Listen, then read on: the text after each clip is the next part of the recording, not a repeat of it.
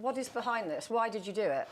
Do you know, people generally look at me and they say, I'm not a typical unschooler. You know, I'm really not, if you like, because I think that all of us have a view in our mind of your typical unschooler, radical unschooler. They're probably a little more relaxed, you know, and I'm kind of different. But what was your turning point? So what happened was, I wasn't always like this, and I suppose that's where I'm coming from. I wasn't always like this. I was a very traditional, authoritarian parent, and I was brought up very traditionally. I went to boarding school myself, and I started a few years ago to work on myself.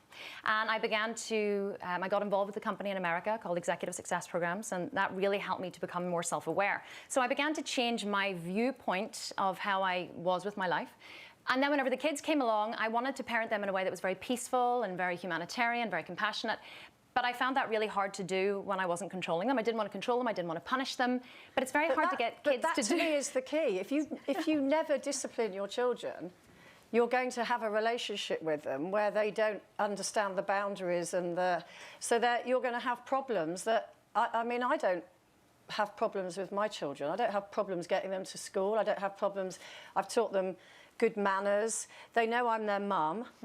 And I tell them off when necessary. Now, when your children get into the big bad world, there is a society out there, and there are rules and regulations to society. It's true. Some boss is going to tell them off. How are they going to react to that? How are they going to join society like the rest of us do if they've not had that experience? Well, there's a couple of things I would say, and the first one is it's very important to understand how a child develops and how their brain works, which is something that I'm massively interested in, and which is really why I started on this life in the first place.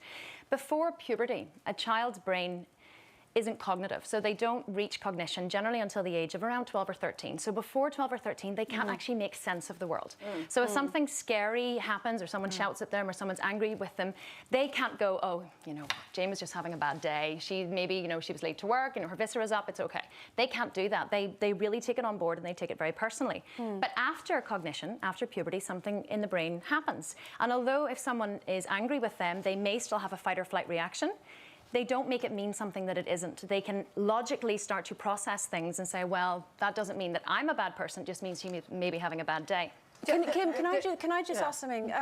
This all sounds really lovely in theory, but when you've got a child screaming on the floor and you're letting them eat whatever they want so they're surviving on Nutella and crisps, and you know, they're not going to school, and you sound very fortunate that your children are, you know, hugely well behaved and very balanced, but you don't have to work. You know, people watching this will go, I can't have my kids at home all day. But you're not saying everyone should do this. It's a lifestyle choice. Like me, I mean, it's like I don't want anyone else necessarily to do what I'm doing, but for my children it works. And the thing is, I haven't got the courage to do the radical unschooling because I'd get too scared of what might happen, so I'm doing home educating. But the radically unschooled children I have met have been phenomenal. I'm going to be honest, I avoid them because they're so clever. I stand there feeling so stupid and confident and bright. And I get what you're saying. I think that when children are very small, I think if you're too controlling and like with my daughters, there was too much shouting at school, it actually undermined their confidence so much. They didn't believe they could do anything. And now that they're blossoming so much. But what I find strange is the whole thing, like bedtimes, food, all of that. How do people respond to you? Bedtimes, you all sleep in one bed? They think we're crazy. Yes, we do all sleep in one bed. And actually, we didn't used to. There's the photo up. That's... Do you get any sleep? How do you get alone time with your husband? Well, we have lots of bedrooms. I just have to ask this question because I know people watching at home are going to be asking this. So when Mrs. Scroggins, whose kids go to school, takes them out for a week in term time to go on holiday because they can't afford to go another time, they get fined. Well, how come you can just say my children are no longer going to school? Where's the legislation here? Yeah, well, there is legislation, obviously. I mean, I think in England there's actually case law about homeschooling, but in Northern Ireland, where I live, there's not any case law, but there is policy. So no one comes and does any checks? No, but they do send out regular letters and they offer help. So the help is there if you want it. They'll offer resources. They'll offer to check your children's work. They'll offer the help if it's there. But you're obviously I'm just very dealing confident with this intelligently. What if there's a parent who can't be bothered to get their children to school, can't really be bothered to parent at all? Can they just go, I'm not sending my kids to school anymore. They can just sit and do gaming all day. They probably could, but I think in every single circumstance in life there is extremes. You know, we have an obligation to feed our children good food, and there's, you know, there's governing bodies to make sure that we're nourishing our children the correct way, but nobody comes into your home to check. It's just assumed that you will.